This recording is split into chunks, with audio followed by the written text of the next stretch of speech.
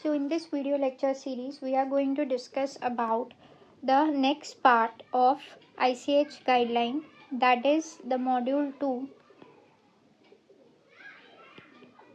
of ICH guideline, wherein we'll be discussing about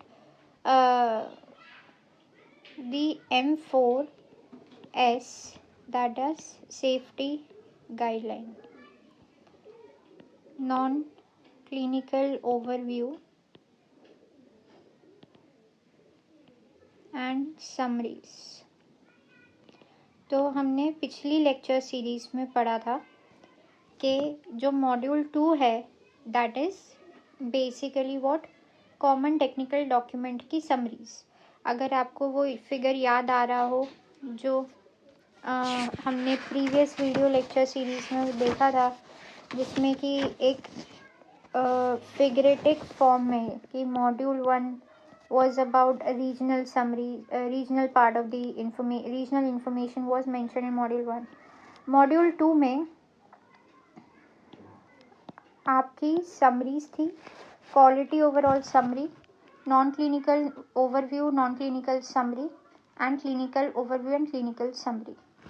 तो ये जो पार्ट यहाँ पे डिस्कस हो रहा है that is non clinical overview and non clinical summary, also known as the M4 safety guideline R2. Okay, quality overall summary हमने previously discuss कर ली है प्रीवियस लेक्चर सीरीज में। If you have any doubts you can go back and watch again the videos. अब आता है ये वाला part. तो non clinical summary, okay, let's dive into it. So the primary purpose of non-clinical written and tabulate summary is to provide a comprehensive factual synopsis. Comprehensive factual synopsis. ये keyword we can use if someone asks that why. क्योंकि मुझे पता है when I look into that figure again, if you want you can even Google it or watch it in my previous videos. But module 4 जो है, module 4 talks about non clinical studies. तो मैं module 2 में आकर उसकी overview और summary क्यों दे रही हूँ? तो मैं इसीलिए दे रही हूँ, the purpose is that it should provide a comprehensive meaning it should have everything in it. Summary का मतलब ये नहीं है कि आपने संक्षिप्त करते हुए उसे इतना छोटा कर दिया कि इम्पॉर्टेंट चीज़ें अधूरी आपने मेंशन कर दी। Comprehensive factual synopsis of whatever the non-clinical data is there. Okay, then this is one part. Second is interpretation of data. ठीक है, interpretation of data. अब ये जो वर्ड्स हैं important guideline related words, ऐसा break down करके no one will teach you and you should remember this interpretation of data. मतलब कि क्या आपका जो डेटा है वो क्या कह रहा है, आपने संक्षिप्त तरीके से सिनॉप्सिस वे में उसको यहाँ पे डाल दिया। The clinical relevance of the finding, whatever the clinical relevance is there of the findings. Okay, cross linking with quality aspects, cross linking them with the quality aspects of the pharmaceutical and implications of non-clinical findings for safe use of pharmaceutical. अब जो non-clinical findings आपको मिली है उसका क्या क्या implications हो सकता है on the safety use of the product। पहले तो ये सारी चीज़ें भी it should all be addressed in the module 2। Interpretation of data, what ever I am presenting in module 4 उसका एक तरह से इंटरप्रिटेशन होना चाहिए। जो भी फाइंडिंग्स आई है उसका क्या क्लिनिकल रेलेवेंस है, what is the importance of those findings, clinical importance of those findings, वो आपको मेंशन करना है। फिर जो भी डेटा मिला है, suppose I got that the data is suppose for example कि 30 mg पे, ठीक है, 30 mg पे वो प्रोडक्ट थेरापेटिक इफेक्ट दिखा रहा है। 35 अगर मतलब उसका डोज इंक्रीज कर दोगे तो इस डोज के बाद वो लीगल इफेक्ट्स दिखाने लगेगा। तो जो भी हमारे को फाइंडिंग्स मिल रही हैं उसको मैं कैसे क्रॉस लिंक कर सकती हूँ क्वालिटी एस्पेक्ट से, कि मतलब what will be the effect. अब अगर मैं चाहती हूँ कि मेरा ड्रग थेरापेटिक रहे बट उसमें कोई ऐसा प्रोडक्ट या ऐसी पैकेजिंग हो गई which is not only impacting the safety but is also impacting the quality of the product. अब वो भले ही उसके पैकेजिंग में प्रॉब्लम आई या जो प्रोडक्शन के टाइम पे प्रोडक्ट्स डल रहे उसमें प्रॉब्लम आई या मैन्युफैक्चरिंग प्रोसेस में कोई प्रॉब्लम आई। सो नॉन क्लिनिकल टेस्टिंग के टाइम पे कोई भी डेटा क्वालिटी एस्पेक्ट से क्रॉस लिंक अगर हो रहा हो तो वो भी एड्रेस करना है। Implications of the non-clinical findings for the safe use of pharmaceutical। मैंने भले ही वो नॉन क्लिनिकल मतलब क्या हुआ, टेस्टेड ऑन एनिमल्स, तो उसको मैं कितना बता सकती हूँ कि अभी मेरा क्लिनिकल ट्रायल चलेगा, राइट, क्लिनिकल भी हुआ है मेरा, बट केवल नॉन क्लिनिकल से मैं कितना अश्योरिटी दे सकती हूँ कि अच्छा I can imply that it will have some hepatotoxic effect, मतलब लिवर कुछ पे तो भी साइड इफेक्ट करेगा बिकॉज मेरे नॉन क्लिनिकल में ये फाइंडिंग आई। तो ये सब आपको इसमें एड्रेस करना है। So these are the general principle of non clinical overview and summaries. So if someone asks you that why do we need non-clinical overview and summary, what is the importance of it, so you can mention all these lines. I personally am not a big fan. I would never suggest anyone to ratify something or to mug up something, but when you say such words, right, like comprehensive factual synopsis and interpretation of data, it gives the impression to the listener, क्योंकि interview में पूछा जाएगा, hardly you have, if you are a fresher, you have 10-20 minutes of time given by the interviewer for your interview. So in that आप से वो अगर आप एक से दो बार से ज़्यादा अटक गए तो वो मूव ऑन कर जाएगा, but if you are giving them the good answers वो इतनी डेप्थ में जा भी नहीं पाएगा और इतने में ही योर सिलेक्शन इज निश्चित, बिकॉज जितना आप ये बोल पा रहे हो इतना I don't think anyone would be able to speak, okay. And I always believe कि अगर आप जागरेंस यूज़ कर रहे हो, अगर आप कीवर्ड्स यूज़ कर रहे हो, with that you should also have a knowledge. Now non clinical overview की बात करें हम तो the part that is 2.4 subsection part जो है 2.4 का, it deals with what, it deals with non clinical overview.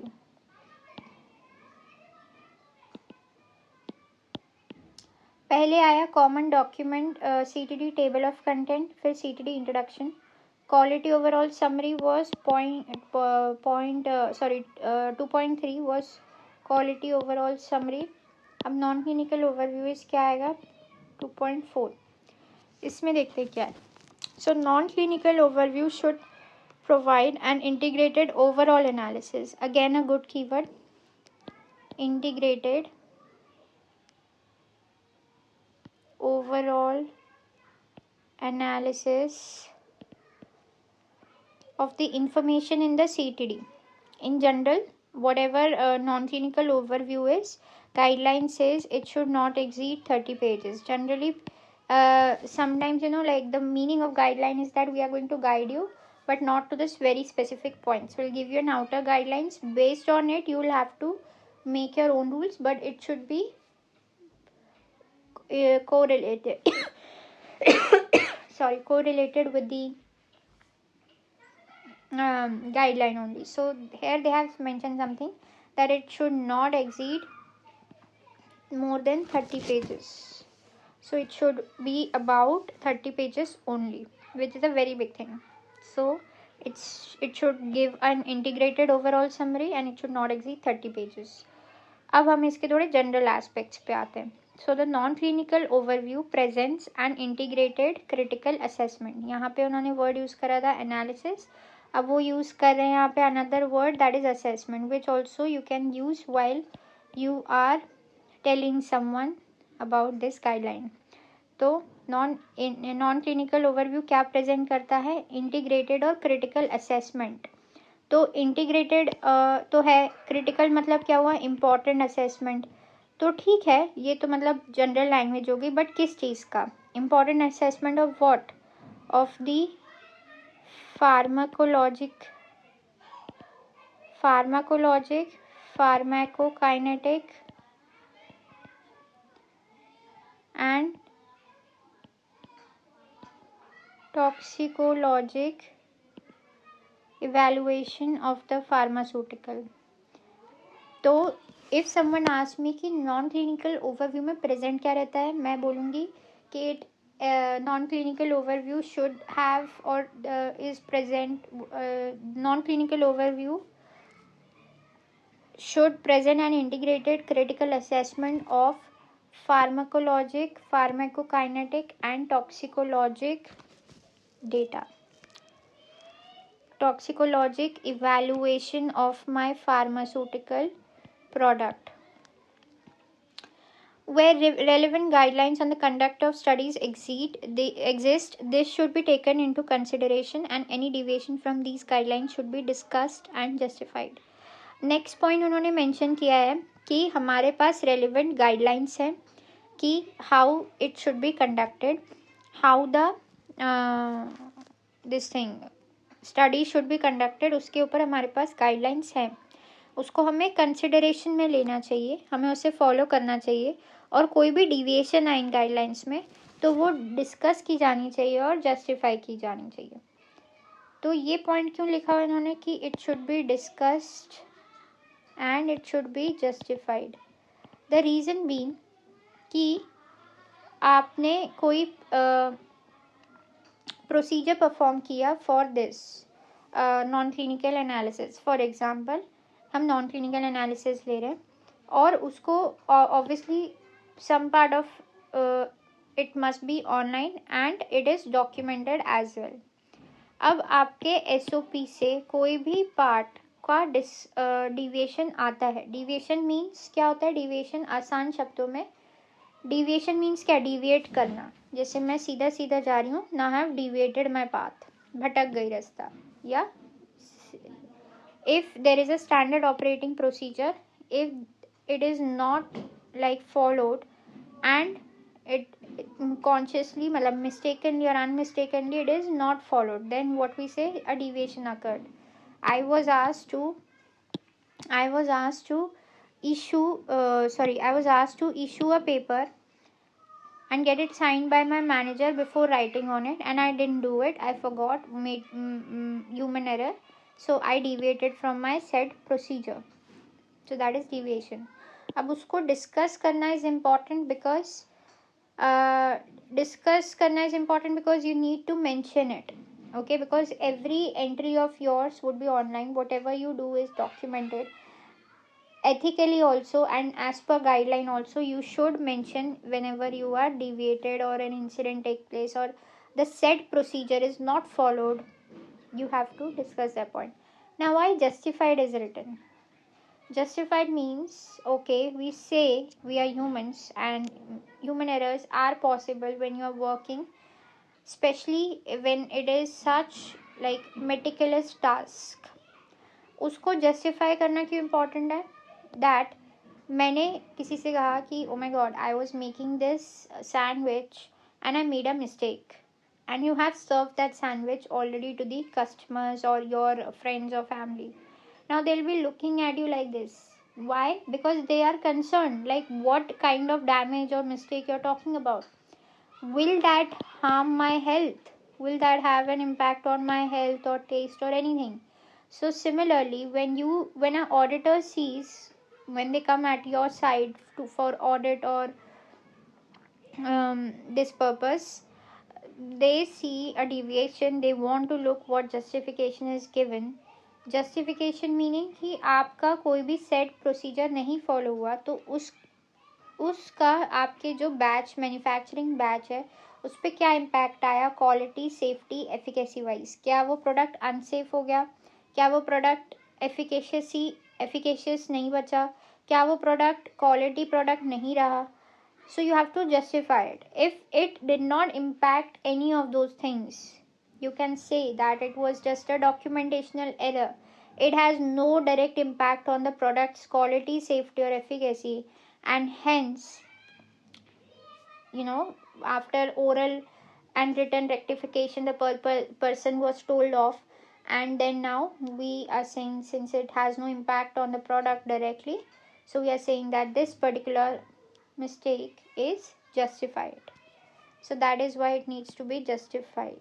If you are not justifying and you are discussing only, or you have not mentioned of it in the because there are special columns for this. If you have not mentioned, then also it's a problem, and if you have mentioned not justified, then also it's a problem. If you have mentioned justified but it's not a proper justification, like the auditor might say that I'm not okay with your justification, you are saying that it does not impact, but the auditor might differ that no, it impacts the quality, safety, and efficacy of the product, then in that case also there's a problem. So therefore they said that it is an integrated critical assessment of what the pharmacokinetic, toxicologic evaluation, and the whichever procedure is deviated, it should be discussed and justified. So this is point number 2. अब point number next क्या है? There should be comment on the GLP status of the study submitted. Okay, GLP status का comment वहाँ पे mention होना चाहिए. Whatever studies you have submitted, any association between non-clinical findings and the quality characteristic. ये हमने ऊपर भी पढ़ा कि कोई भी non-clinical finding I. For example, मैंने कहा non-clinical finding and the quality characteristic. And the quality characteristic of the human pharmaceutical, the results of clinical trial or effects seen with the related product should be indicated as appropriate. So उन्होंने कहा कि कोई भी association है non clinical finding में, तो उसको associate करना है आपके क्वालिटी कैरेक्टरिस्टिक से. ठीक है. द रिजल्ट और of the non clinic result of the clinical trials और effect seen with related product should be indicated wherever appropriate. भले आपने नॉन क्लिनिकल किया, एनिमल्स पे आपने अपना ट्रायल किया, बट आपको जहाँ पे भी प्रॉपर इंडिकेशंस लग रहा है कि ये उसका साइड इफेक्ट हो सकता है, आप उसको मेंशन करेंगे. Because why we are talking about what? Safety of whom? The safety of the patients or the people who are going to consume that drug. मैंने कहा non clinical finding में that my lab rats reacted worst when they were hit with this much dose, or when I made it in this container, एक toxic product वहाँ पे produce हुआ. ठीक है, जो कि by product as a produce हो गया, जो कि नहीं था पार्ट मेरे रिएक्शन का, and it has now started to impact the health of my test subject. तो that should be mention, that should be made associate with the even the quality, कि कहीं ना कहीं जिस कंटेनर में मैंने मैन्युफैक्चरिंग की वो कंटेनर की क्वालिटी अच्छी नहीं होगी. So should we replace the container, should we make changes to the manufacturing process. तो कहीं ना कहीं हमने उसको क्वालिटी एस्पेक्ट से भी कोरिलेट किया. Now they have mention another thing in their guideline that except for biotechnology derived products, the products that are derived from biotechnology, उनको छोड़ के कोई भी प्रोडक्ट जो होंगे उनका असेसमेंट होगा. किसके लिए? There will be assessment. So exception किसके लिए दिया है, पहले तो हम ये लिख लेते हैं. Exceptions for biotechnology derived products. और इसके बाद उन्होंने कहा कि इनको छोड़ के जो भी हैं उनका असेसमेंट होगा. असेसमेंट किस चीज़ का? If there is any impurity या कोई डिग्रेडेंट्स प्रेजेंट हो इन ड्रग सब्सटेंस या फिर drug product, and it should be included along with what is the known of their potential pharmacological and toxicological effects. तो इनका क्या साइड इफेक्ट हो सकता है, because we are talking about safety, right? So that should also be present. Okay, this assessment should form part of the justification of proposed impurity limits in drug substances and drug product. Now, chemical form, impurity profile between compounds used in non-clinical studies and the product to be marketed should be discussed. होता क्या है कि कोई product है ना, कुछ impurity उसमें present हो सकती है. मान लो मैं कह रही हूँ मेरे प्रोडक्ट है, उसमें 2 mg एक इम्प्योरिटी आएगी. इम्प्योरिटी बोले तो मतलब जो भी प्रोडक्ट बाय प्रोडक्ट होगा उसमें जो मुझे नहीं चाहिए, ठीक है, and that can have an impact on my body in a negative way. 2 mg non clinical trials में आया, the lab rat was okay. At 3 mg it showed that it had some toxicological effect and it started to show less efficacy. 4 mg जब वो impurity बढ़ गई 4 mg पे that lab rat died. So मेरे इस assessment से मैं क्या निकाल पाऊँगी कि अगर मेरे प्रोडक्ट में impurity आती भी है तो उसकी स्पेसिफिक लिमिट कितनी होनी चाहिए, नॉट मोर देन 2 mg. उस पर्टिकुलर प्रोडक्ट के एनालिसिस पे अगर 2 mg से ज़्यादा इम्प्योरिटी निकल गई तो मेरा बैच फेल है, ठीक है, and I am not to be like market this batch, I should not.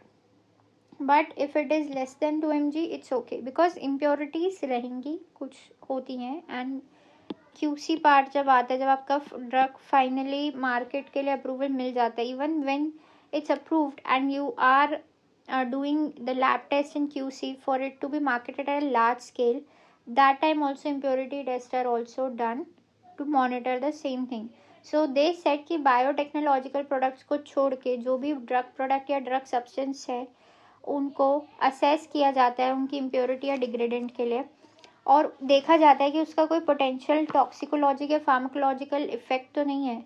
अगर है तो उसका क्या लिमिट हो सकता है. This is basically done to justify. इसको आप इंक्लूड कर सकते हो किसमें, जस्टिफिकेशन ऑफ द पोटेंशियल और the propose impurity limits in drug substance and drug product.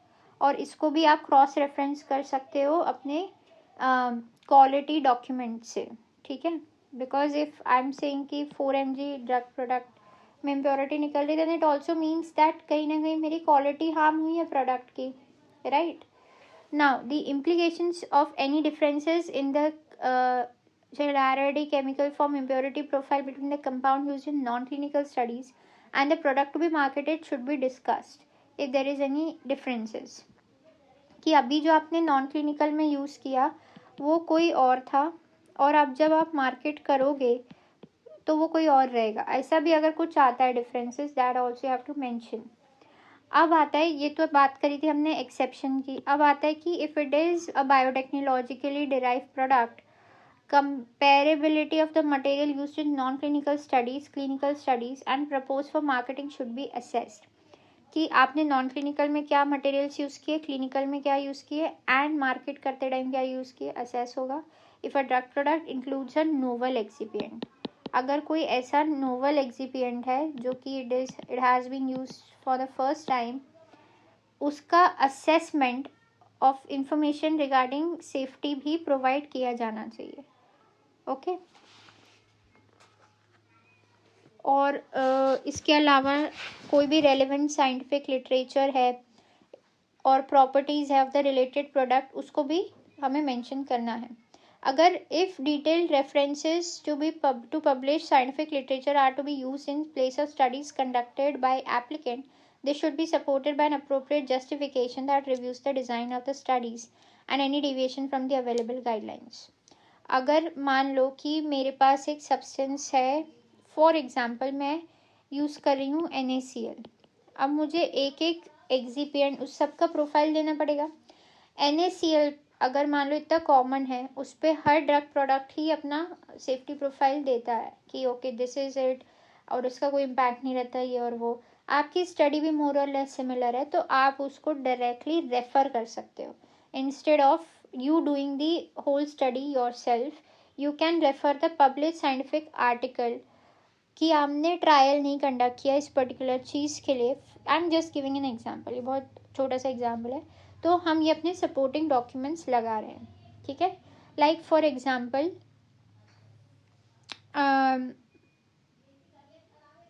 मैंने एक एक्सपेरिमेंट नहीं किया, तो एक्सपेरिमेंट थे, टाइम कम था या रिसोर्सेज कम थे, तो मेरी फ्रेंड वो कर ही रही थी एक्सपेरिमेंट, आई थॉट कि मैं दूसरा एक्सपेरिमेंट कर लेती हूँ ताकि we will do what will refer from each other. हम दोनों की मैन पावर एक ही एक्सपेरिमेंट में ख़राब हो, टाइम भी कम है, तो वो कम टाइम बचाने के लिए मैं आधा कोई दूसरा एक्सपेरिमेंट कर लेती हूँ, वो आधा, and then will copy match the results, something like this. अब इसका क्या है, इसका भी प्रॉपर जस्टिफिकेशन होना चाहिए। You should be able to justify your doing. In addition, the availability of information and quality of batches of drug substances used in this reference study should also be discussed. तो ऐसा नहीं है आपने refer कर दिया, इसके साथ साथ आपको उनकी जो रेफरेंस स्टडीज़ में बैचेस यूज़ हुए थे ड्रग सब्सटेंस से, उनकी क्वालिटी के ऊपर भी डिस्कशन करना पड़ेगा। What were there this thing quality. The non-clinical overview should contain appropriate references, citation to the tabulated summaries. So this was introduction kind of thing. अब हम क्या करेंगे, अब हम इसे देखेंगे कि डिटेल में कि कैसे होता है, like what is the content and structural format. Content and structural format. Now before moving on, I would give you a little this thing that there are videos subtitles present in my videos. You can click on the right side top right corner of the video where CC is written, of the screen where CC is written. You can click on it and you can click on the subtitles on English. Okay, if you want to fast forward the speed, you can fast forward it. If you want to slow it down, you can go back, go front. That I obviously think you might all be aware with those concepts. So moving on to content and structural format. So the content of non-clinical overview is something like this, that it should be presented in the following sequence. So first you have to give the overview of the non-clinical testing strategy.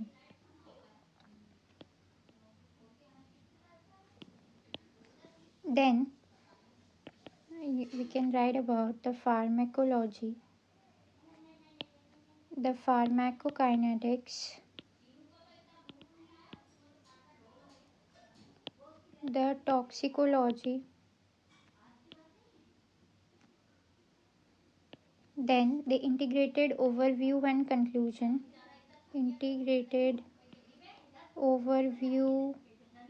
and conclusion, and if there is any list of literature references. So this is how you have your content and structural format.